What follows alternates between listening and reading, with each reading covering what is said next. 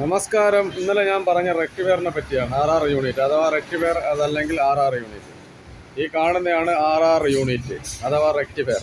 ഇത് നമ്മുടെ വണ്ടിയിൽ എല്ലാ സ്കൂട്ടറുകളിലും ബൈക്കുകളിലും എല്ലാത്തിനകത്തും ഉള്ളതാണിത്.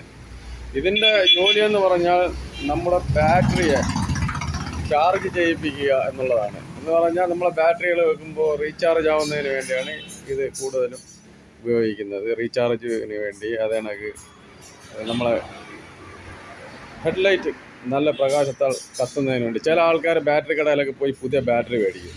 പുതിയ ബാറ്ററി മേടിച്ചിട്ട് 2-3 ദിവസം ആകുമ്പോഴത്തേക്ക് ഇരിക്കുന്ന ബാറ്ററിയുടെ ചാർജ് അങ്ങ് തീരും. ചാർജ് തീരുമ്പോഴത്തേക്ക് ആൾക്കാർ എന്തോ ചെയ്യും, ഓടി ബാറ്ററി കടയിൽ വന്നിട്ട് തല്ലുകൂടുക. കാര്യം എന്താ, ഒരു കാര്യമില്ലാതെ ബാറ്ററി കൊള്ളത്തില്ല അതാ ഇതാണെന്ന് പറഞ്ഞൊക്കെ വഴക്കാവും. അതിൻ്റെ കാര്യം എന്ന് പറഞ്ഞാൽ റെക്ടിവെയർ കംപ്ലൈൻ്റ് ആയിട്ട് ഈ ബാറ്ററിയിലേക്ക് റീചാർജ് കയറാത്തതാണ്.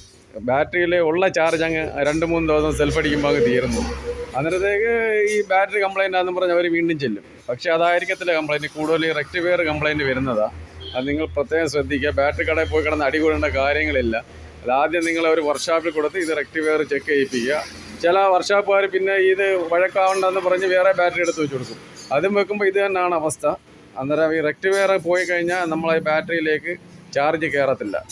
വണ്ടിയിൽ നിന്നുള്ള കോയിലിൽ നിന്നുള്ള ചാർജ് കയറണ റെക്ടിവെയർ നല്ല കണ്ടീഷനായിരിക്കണം, എന്നാൽ മാത്രമേ ചാർജ് കയറത്തുള്ളൂ. അത് നിങ്ങൾ പ്രത്യേകം ശ്രദ്ധിക്കുക. ഈ റെക്ടിവെയർ എന്ന് പറഞ്ഞാൽ നമ്മളെ ബാറ്ററിയിൽ ചാർജ് കയറ്റുന്നതിന് ഉപയോഗിക്കുന്നുണ്ട്. ഈ ഹെഡ്ലൈറ്റിന് വെട്ടം കുറവുകാരും വരുമ്പോഴും നമുക്കിത് കംപ്ലൈൻ്റ് ആണെങ്കിൽ മാറ്റി കൊടുക്കുക. ഇത് വലിയ വിലയുള്ളതൊന്നുമല്ല. അത് പ്രത്യേകം ശ്രദ്ധിക്കുക. സ്കൂട്ടർ ഉപയോഗിക്കുന്ന എല്ലാവരും ശ്രദ്ധിക്കുക. അത് ഇരിക്കുന്നതെന്ന് പറഞ്ഞാൽ അത് ആ വണ്ടിയുടെ ഈ ഭാഗത്താണ് ഇരിക്കുന്നതാണ്ട. ഈ ഫ്രണ്ട് സൈഡിൽ ഇങ്ങനെ ഇരിക്കും വണ്ടികളുടെ.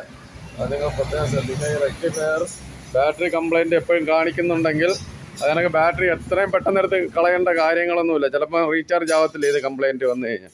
അന്നേരം നമുക്ക് ചെയ്യാൻ പറ്റുന്നത് റെക്ടിഫയർ ഒന്ന് ചെക്ക് ചെയ്യുക. ചെക്ക് ചെയ്ത് നോക്കുമ്പോൾ അറിയാൻ പറ്റും.